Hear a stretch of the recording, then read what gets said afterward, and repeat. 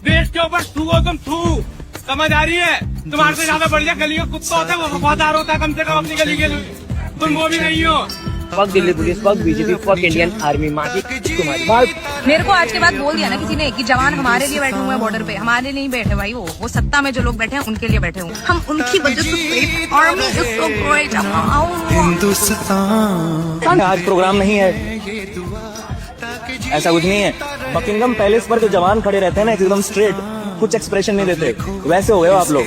इसको मजबूरी का नाम दे दूं मैं, या आप उस गाड़ी देख रहे हो, कब गाड़ी का काटा लूं मैं, तब तुम बगल वाले लड़के और खड़े हो ना तन के, अगर इतना तन के बॉर्डर पे खड़े हो जाते तो पहलगाम में मर नहीं रहे हो।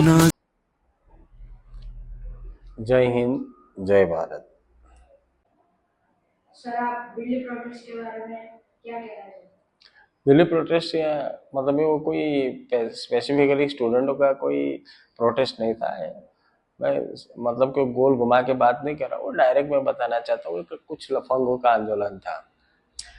अगर आप कैलकुलेशन के हिसाब से चेक करो तो वहाँ पे पुलिस के हिसाब से 3000 जैसे लोग तो क्रिमिनल हिस्ट्री वाले थे, थोड़े बहुत कांग्रेस और आम आदमी पार्टी वाले थे, तो बचे कितने प्रोटेस्ट को सपोर्ट करने वाले? तो बस उससे हमें पता चल जाता है। और वो लोग सफल भी हुए, गवर्नमेंट को इमोशनल ब्लैकमेल किया और रिजाइन देना पड़ा। रिजाइन से कोई सॉल्यूशन तो नहीं था, नो डाउट, वो बात सही है कि हमें एजुकेशन में बहुत बड़े रिफॉर्म की जरूरत है, लेकिन ये आंदोलन सफल क्यों हुआ वो बहुत बड़ी बात है। सर, उसका इलाज क्या है? हाँ, उसका सॉल्यूशन है। इसका सॉल्यूशन किसी के पास, ना गवर्नमेंट के पास है, ना सिस्टम के पास है, ना पुलिस वालों के पास है। उसका सॉल्यूशन हमारे पास है।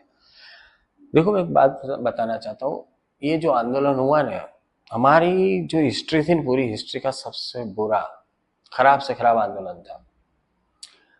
हम कांग्रेस को, मैं बचपन से लेकर अभी तक कभी कांग्रेस को पसंद नहीं करता था, फिर भी हमारे माननीय प्राइम मिनिस्टर राजीव गांधी, जिसका मतलब उनपे आतंकवादी स्ट्राइक हुआ और उनके देहांत हो गई, हम फिर भी बोलते हो कि उन्होंने देश के लिए बलिदान दिया, फिर भी हमारे मन में उनके लिए कोई घृणा का ऐसा कुछ नहीं था। लेकिन ये आजकल के जिसको कुछ पता नहीं है, वो क्या क्या प्राइम मिनिस्टर के बारे में बोलते हैं। उनका कोई राइट्स नहीं है। अगर आपका राइट्स है, आप मतलब कोई भी प्रोटेस्ट कर सकते हो उसके अगेंस्ट में, सिस्टम के अगेंस्ट में, लेकिन किस तरह से, उसका हिसाब होना चाहिए ना। पहली बात तो कौन लोग बोल सकते कि हम संसद पे मार्च करेंगे? पहले तो जो संसद पे मार्च करने वाला है उसको आतंकवादी घोषित कर दो, कंपलसरी ऐसा रूल्स ला दो। अगर आपको प्रोटेस्ट करना है तो कोई जगह पसंद करो, पुलिस से परमिशन लो, और वो फिर भी वो आपको, आपकी अकाउंटेबिलिटी भी बनती है। अगर आप प्रोटेस्ट कर रहे हो, उसमें कोई थर्ड पार्टी जो भी इन्वॉल्व हो जाए और कुछ दुर्घटना बने तो उसकी रिस्पॉन्सिबिलिटी भी आपको लेनी पड़ेगी। अगर आप बोल दो उसमें उसके साथ हम रिलेटेड नहीं है, तो फिर ऐसे तो बहुत सी स्ट्राइक होगी, और बहुत सी स्ट्राइक में देश का बहुत बड़ा नुकसान भी होता है। मतलब जो भी प्रोटेस्ट करते हैं उसका इंटेंस से ऐसे क्लियर कट नहीं होता है। ये अभी स्टूडेंट के नाम पे प्रोटेस्ट किए, लेकिन ऐसा लगता नहीं कि स्टूडेंट का प्रोटेस्ट है। नो डाउट स्टूडेंट का प्रॉब्लम है, वो सब एक्सेप्ट करते हैं। मेरा मतलब था ये, इसका सॉल्यूशन क्या है? हाँ, इसका सॉल्यूशन में देखो, मैंने बोला आप, ये सॉल्यूशन हमारे हाथ में। किस तरह से? देखो, मतलब कि ये सिस्टम और उसको छोड़ दो। अगर वहाँ मतलब कि जो जंतर मंतर पे इतने लोग जो इकट्ठा हुए थे, अगर मतलब कि हमारे जो हम देशभक्त बोलते हैं, हम अपने वीडियो, मतलब ये वीडियो पे सब चल रहा है, वो कुछ मतलब बेमतलब का है। हमें ग्राउंड लेवल पे काम करना पड़ेगा, हमें ऐसा यूनियन बनाना पड़ेगा। अगर ऐसा कोई भी जो देश के अगेंस्ट में चल रहा है प्रोटेस्ट, हमें उसको पता चले तो 10,000 है तो हम क्या, लाखों की संख्या में इकट्ठा हो जाना चाहिए।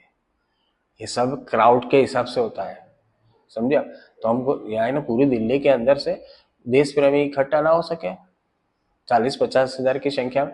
और अगर आपको पूरे दिन में टाइम नहीं मिले तो कुछ नहीं, शाम के 2 घंटे निकल के उसके सामने खड़े रहने का था, बस इतना कर दो।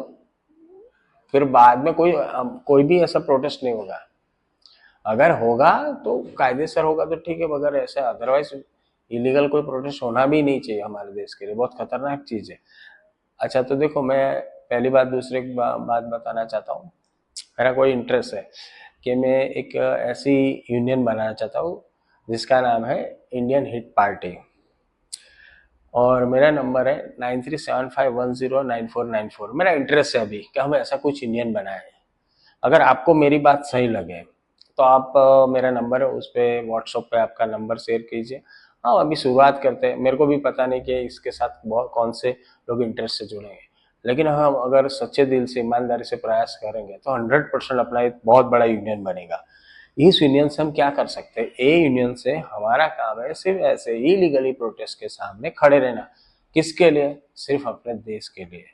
और यार बहुत बुरी बात है, हमारे जो प्राइम मिनिस्टर, कोई भी मतलब पार्टी का प्राइम मिनिस्टर हो, और उससे भी बहुत बुरी बात तो ये और हो चुकी है मतलब कि जो भी वहाँ पे प्रोटेस्ट करने वाले से बहुत से लोग तो पुलिस को और यार आर्मी जवान को क्या क्या बोल रहे थे।